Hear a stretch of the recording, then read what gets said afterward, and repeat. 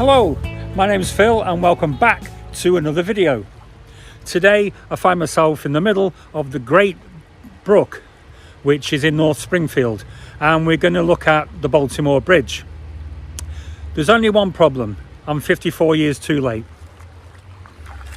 As you can see behind me, there's a bridge, but it isn't covered.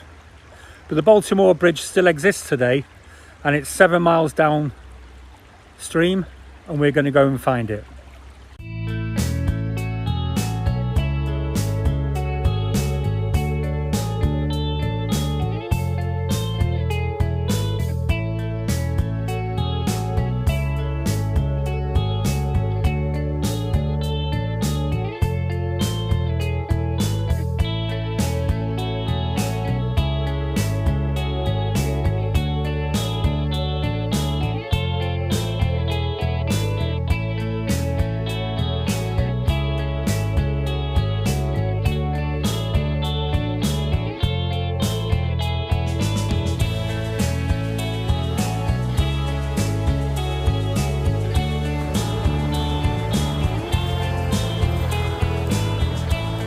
So, hello and welcome to what is the Baltimore Bridge here in Springfield. Now, this is the first bridge that I've visited that you actually can't drive over. It's also one of the very few, I think there's 3, maybe 4, definitely 3 bridges that don't have a watercourse underneath it. And to find out about all that, we're going to go back to the river where you saw me introduce this video. So here I am at the Great Brook in Springfield on a bridge in Gittings Street, which leads to the village of Gasset. And in 1870 a covered bridge was actually on this site. However, it's not the Baltimore Bridge that we've been focusing on today. So what I want you to do actually right now is I'm going to show you an old photograph, and I'll show you something quite remarkable. So this picture you can see here is the Gasset Bridge, and pretty much on the same spot where I'm stood now on Giddings Street. And if I just zoom out a little bit further, there you can see, and even now I'm going to zoom out even more, you can see the Baltimore Bridge just to the rear of it. So that's how close the twin bridges were.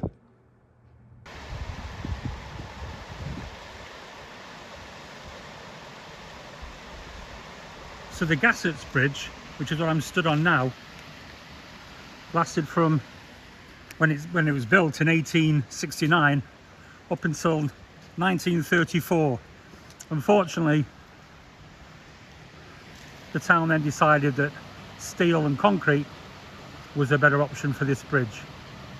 With our Baltimore Bridge literally just round that bend, surviving until 1970. Although in fairness, it was actually closed a few years before that, but it was taken down in 1970. Yeah, it was actually closed down in 1967. So it lasted 33 years longer than the Gasset's Bridge.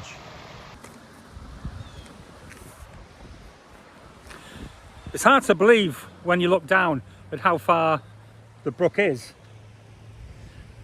that these 2 bridges, the Gasset and the Baltimore, were actually built because the previous bridges that were on both sides flooded. So that must have been some rainfall or snowfall and whatever to get that little stream there all the way up here and to cover the road. So I'm at the junction of Cider Mill Road and Gittings Road, and if I just zoom in a little bit, you can just see the bridge there, which was the Gasset Bridge. And if I just walk a few feet this way, I'm crossing over the Great Brook, and this site now where I'm stood and that car just gone over was the site of the Baltimore Bridge. It's called the Baltimore Bridge because if you carry on where that car's going, you end up in the village of Baltimore. Whereas the Gasset Bridge, if we were to carry on Gittins Road and just carry on in this direction there, we come to the village of Gasset, hence the two bridge names.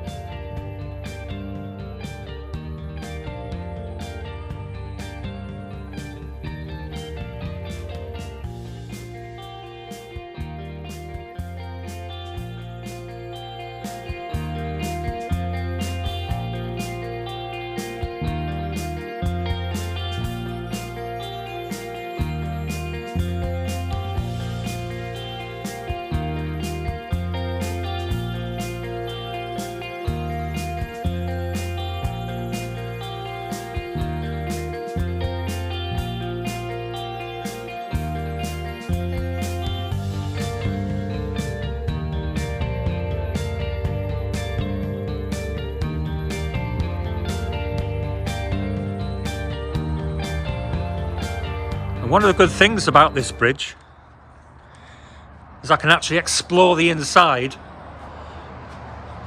without cars coming along and quite rightly asking me to get out of the way. But it's great. I mean, it's been beautifully restored. So a lot of this wood is from the 1870 build. You can see in the roof a lot of repair has gone to it, which is understandable.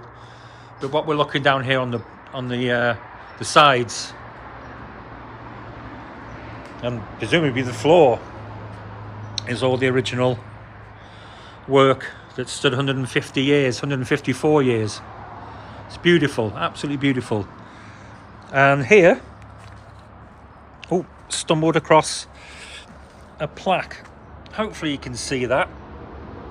In memory of Senator Ralph E. Flanders, 1880 to 1970, so he was 90. The last covered bridge in Springfield, Vermont, the Baltimore Bridge, completed in 1870, was one of two built across the Great Brook at by Granville Leland and Dennis Allen.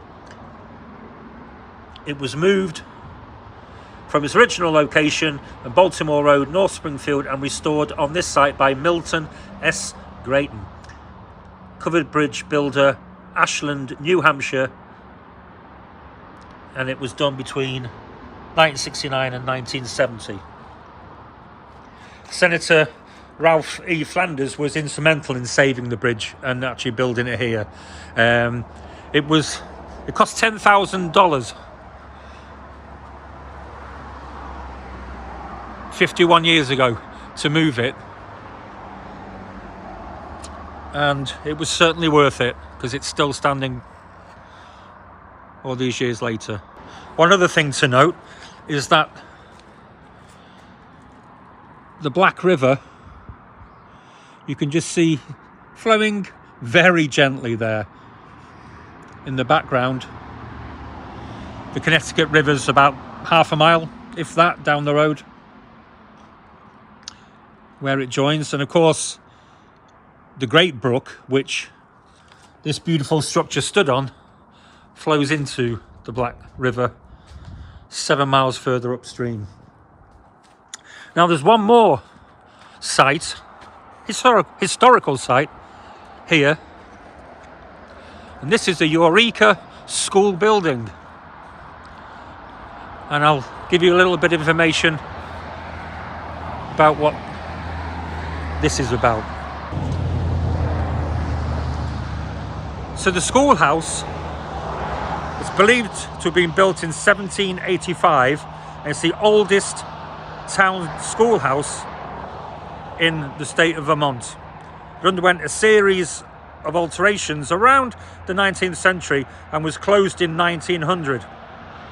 It stood vacant and abandoned for many years and was carefully disassembled by preservationists and stored up until 1958. In 1965 was reassembled to its original configuration as best they could to this, which is now its present site, and obviously where it's relocated next to the bridge.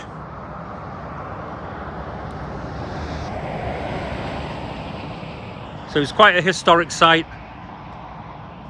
We can just take a look. Obviously it's not in use, but it is the oldest. You can see, so they must have like open days or something, because they've got, if you can see in there, actually I think all you can see is my reflection, but I can see there's desks, like a teacher's desk and stuff. So they must have open days in there. It's a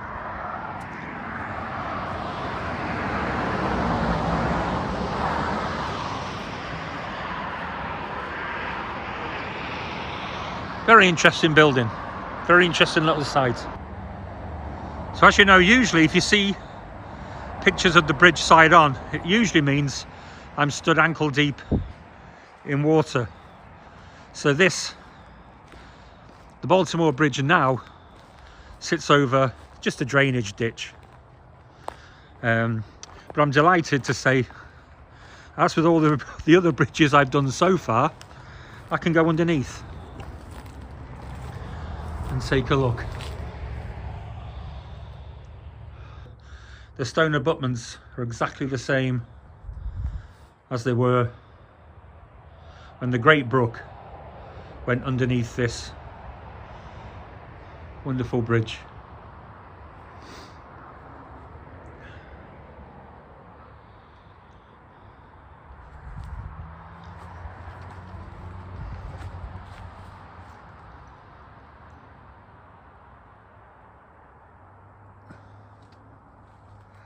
Can't get too much through on the other side.